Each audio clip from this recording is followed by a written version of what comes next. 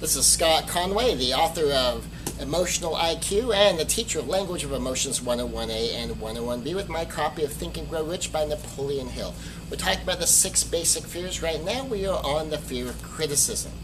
Fear means something's coming, I'm not ready. Or more completely, I perceive something coming for which I feel I am not ready. I feel unprepared.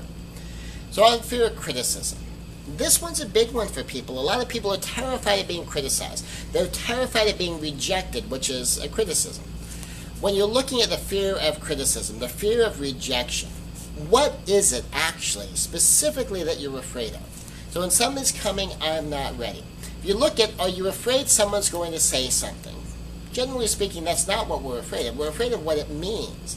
We're afraid of the meaning behind it.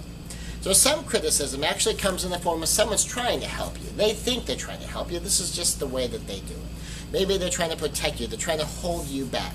They're trying to maybe even protect their own sense of identity. People will criticize you for that basis.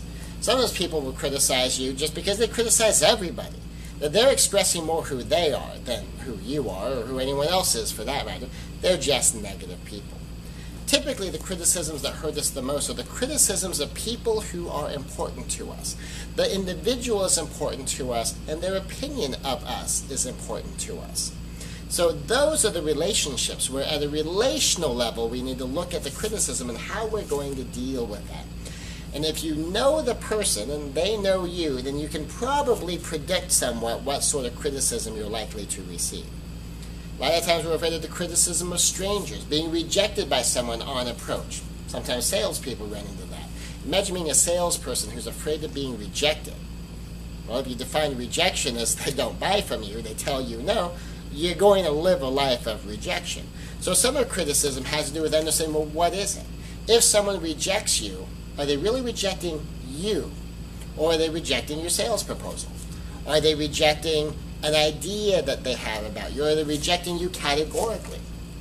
Sometimes men will approach women, for instance. She's not interested in anything right now, so she says no.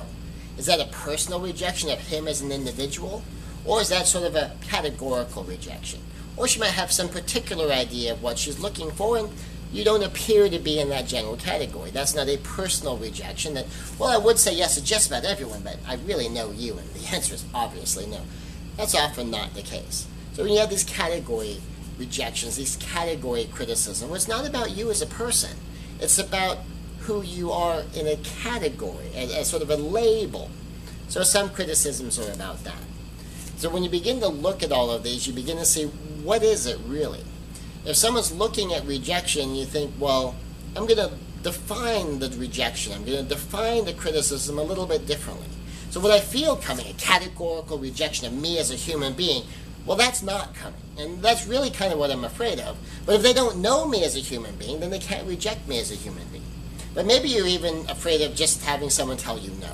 You're afraid of someone not buying. You're afraid of someone turning you down for a date. You're afraid that somebody that you like isn't going to like something that you do. Well, some of this is going to be an inevitable reality. Sometimes we have negative people in our lives. Sometimes we're related to them. Sometimes they're friends of friends, or they're related to friends, or they're friends of our relatives, and we're going to have to deal with them. And that's when we move into the I'm not ready. How do we get ready for that? How do we get ready for criticism? For that, we're going to go into the next lesson. But just take a look at the criticisms, look at the rejections you might be afraid of, and really look at what in there are you afraid of. And when you begin to define this, very often you'll find that what you thought you were afraid of really probably isn't going to happen. That there's something else going on here, and it really has nothing to do with you. It's not you that's being criticized. But if it is, let's take a look at the next level in the next lesson. This is Scott Conway, PhD, JD, 8th degree black belt, going over Napoleon Hill's Think and Grow Rich, the 6 basic fears.